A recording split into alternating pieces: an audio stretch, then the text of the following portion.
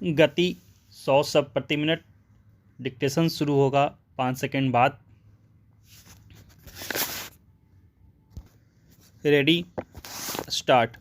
भारतीय अंतरिक्ष अनुसंधान संगठन यानी इसरो ने शुक्रवार की सुबह SSLV D2 का सफल प्रक्षेपण करते हुए 3 उपग्रह पृथ्वी की कक्षा में पहुंचाए।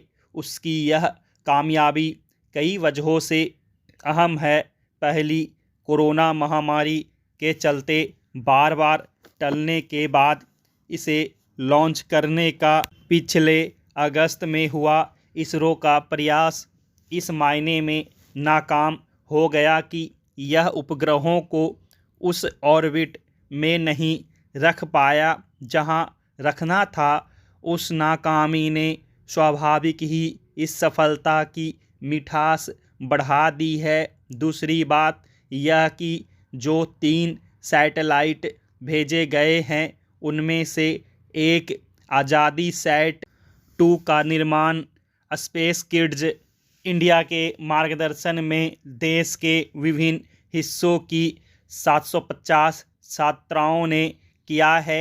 Aerospace startup space kids India का मकसद इस प्रोजेक्ट के जरिए बच्चों में स्पेस को लेकर दिलचस्पी पैदा करना था, जिसका फ़ायदा आने वाले दशकों में दिख सकता है। खास बात यह कि स्पेस किड्स ने इस सैटेलाइट को एक्सपेंडेबल बनाया है।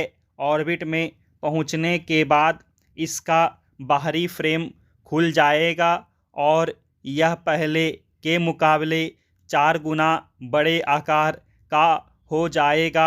छोटे सैटेलाइटों का अंतरिक्ष में लंबे समय तक टिके रहना मुश्किल इसलिए भी होता है कि वे आवश्यक एनर्जी हासिल नहीं कर पाते। आज़ादी सैट 2 का एक्सपेंडेबल संरचना का फ़ायदा यह है कि छोटे आकार के कारण इसे ले जाने में अतिरिक्त खर्च नहीं पड़ता और ऑर्बिट में पहुंचने के बाद इसकी बढ़ी हुई संरचना में लगा सोलर पैनल इसके लिए ऊर्जा पाने का जरिया बन जाता है। छोटे सैटेलाइट के साथ इस तरह का प्रयोग पहली बार ही किया गया है। तीसरी और सबसे बड़ी बात यह है कि इस सफल अभियान के जरिए इसरो ने छोटे सैटेलाइटों के उभरते हुए बाजार में पैठ बनाने की कोशिश की है। इस प्रोजेक्ट को डिज़ाइन और डेवलप करते हुए इस बाज़ार की ज़रूरतों का खास ख्याल रखा गया है। मकसद यह स्थापित करना है कि इसरो मार्केट की डिमांड के मुताबिक सैटेलाइट लॉन्च करने की सुविधा प्रदान कर सकता है। ये रॉकेट एक छोटी सी टीम के जरिए मात्र कुछ दिनों के अंदर असेंबल किए जा सकते हैं, जबकि PSLV के मामले में 600 लोगों को भी 6 महीने का वक्त लगता है। जानकारों के मुताबिक इसरो 1 सप्ताह की समय सीमा में यह सुविधा उपलब्ध कराने की स्थिति में होगा। ध्यान रहे, अंतरिक्ष में लोगों की और इंडस्ट्री की जिस तेज़ी से दिलचस्पी बन रही है उसके मद्देनज़र इस क्षेत्र में विकास की ज़बरदस्त संभावना देखी जा रही है।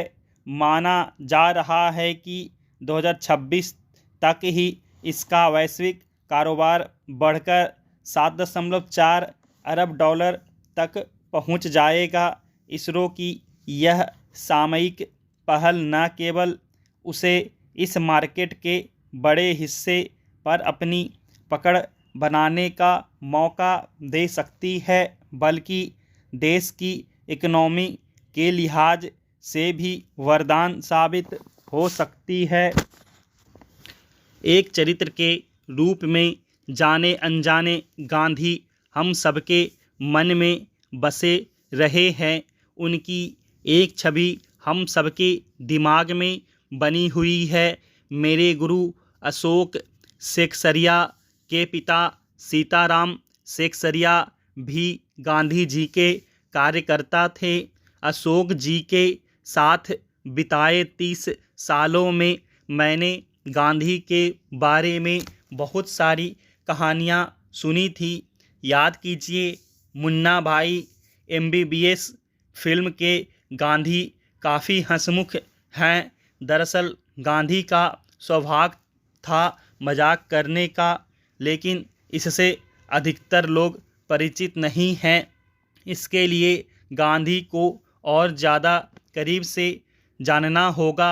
मुझे पता चला कि न्यूयॉर्क में हिस्ट्री की प्रोफेसर जेरल्डिन फोर्ब्स 40 वर्षों से गांधी और सरला देवी चौधरानी के पत्र इकट्ठे कर रही थीं।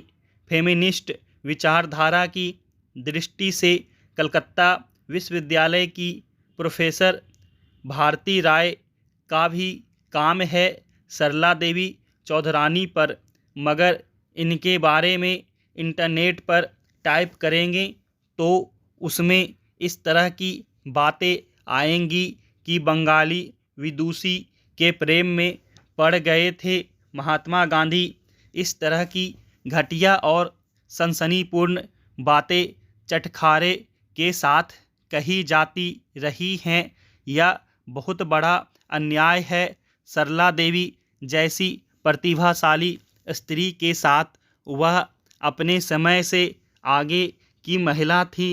कई विषयों की व्यापक नॉलेज थी उनके पास। वह बहुत अच्छा गाती थी, कविताएं लिखती थीं, भारतीय पत्रिका की संपादक थीं। सरला देवी चौधरानी के मामा थे रविंद्रनाथ टैगोर।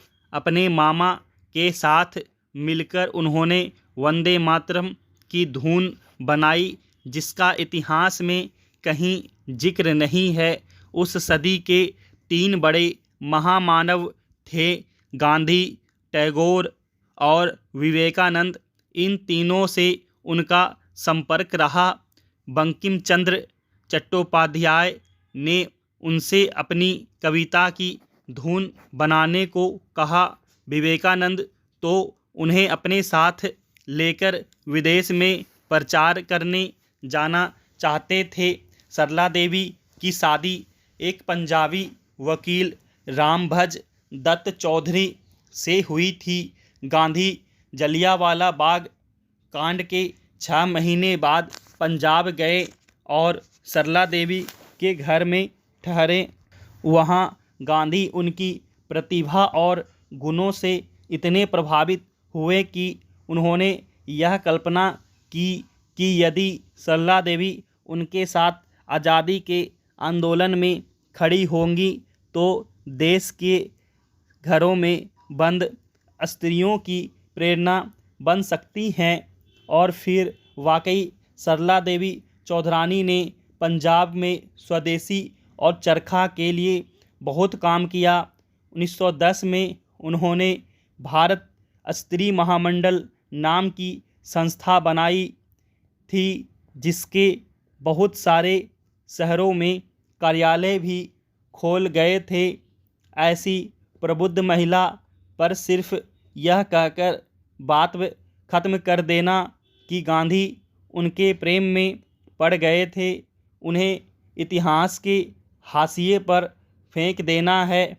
सरला देवी जोड़ासांको के टैगोर परिवार में पली थी। वहाँ के सांस्कृतिक साहित्यिक माहौल ने इन्हें गढ़ा था। गांधी जी उन्हें अपने बौद्धिक पार्टनर के रूप में देखते थे। स्टॉप।